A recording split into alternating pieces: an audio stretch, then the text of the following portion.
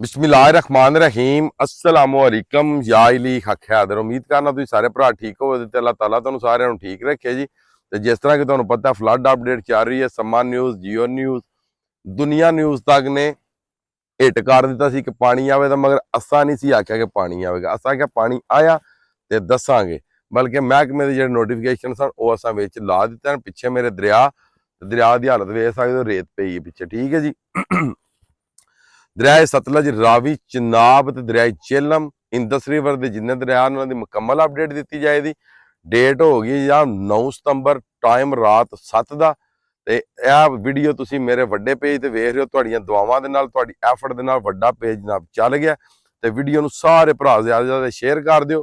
ते थल्ले जनाब तुहानू सारे जनाब मुबारकबाद, ते मुबारकबाद दा थल्ले लिख देना, ठीक है जी। लो जी रिपोर्ट करने शुरू। सब नाल पहला कर लैने जी दरिया सतलज। दरिया सतलज इस टाइम चल रहा जनाब मेरी गंडा सिंह के मुकाम से 2,53,068 हैड सुले मानकी ते चल रहा 1,33,000।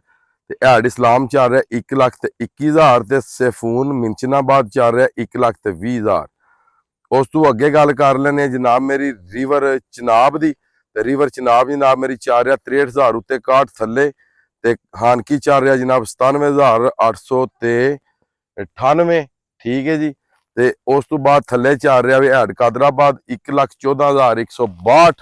उस तो बाद थले चल रहा जनाब मेरी त्रिमू 3,60,186, ठीक है जी।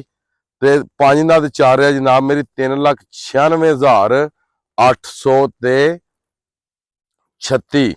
उस तो अगे गल जनाब कर लेने रिवर रावी दी जनाब के रावी दी इस टाइम की सूरत है। रावी जनाब कोट नैना के मुकाम से पानी 28,500, जैसर के मुकाम से भी पानी 28,040। उस तो बाद अगे आया रावी सफून को पानी 46,000।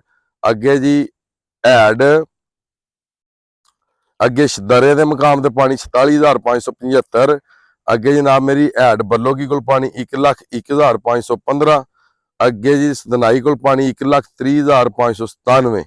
ये पानी इस टाइम इन्होंने दरियावां से चल रहे हैं। अगे गल कर लैने इंदस रिवर के दरियावां की जी। अच्छा जी, तरबेला के मुकाम से पानी जनाब चल रहा 1,45,000, निकास 1,38,000।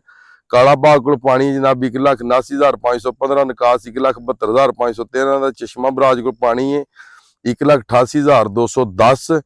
ते चल रहा जनाब मेरी 1,83,000 ते कुछ। ए वेख सकते हो, महकमे की रिपोर्ट पढ़ रहा ताकि नोटिफिकेशन विखा रहे हैं ताकि सनत रहे, वीडियो एक नंबर बने, जो भरा वेख पता लगे महकमे की। टाइम ओवर होंदा पिया, ये नोटिफिकेशन नहीं लान लगा। अगे आ गया जनाब मेरी तौसा 2,13,642, 2,06,642 का खराज। गुड्डू जनाब 4,25,813 ते 4,16,763 का खराज। अगे जनाब सखर 3,52,040 ते 3,29,310 का खराज। कोटरी जनाब मेरी 2,35,000 ते 2,43,231 का अखराज। अच्छा जी, अगे आ जाता नशहरा केपी के 22,300। अगे मंगला डैम जनाब मेरी 55,000 9,000 का खराज। अगे जनाब जेलम के हैड रसूल 9,641 का खराज, 5,341 का, ठीक है जी। ते बकाया जनाब मेरी त्रिमू तू लग के ते हैड पाइना तक दियां खतरा है टोटल। ते पाइना तू लग के सखर गुड्डू ते कोटरी तक के जिन्ने भरा ने उन्होंने खतरा है, ठीक है।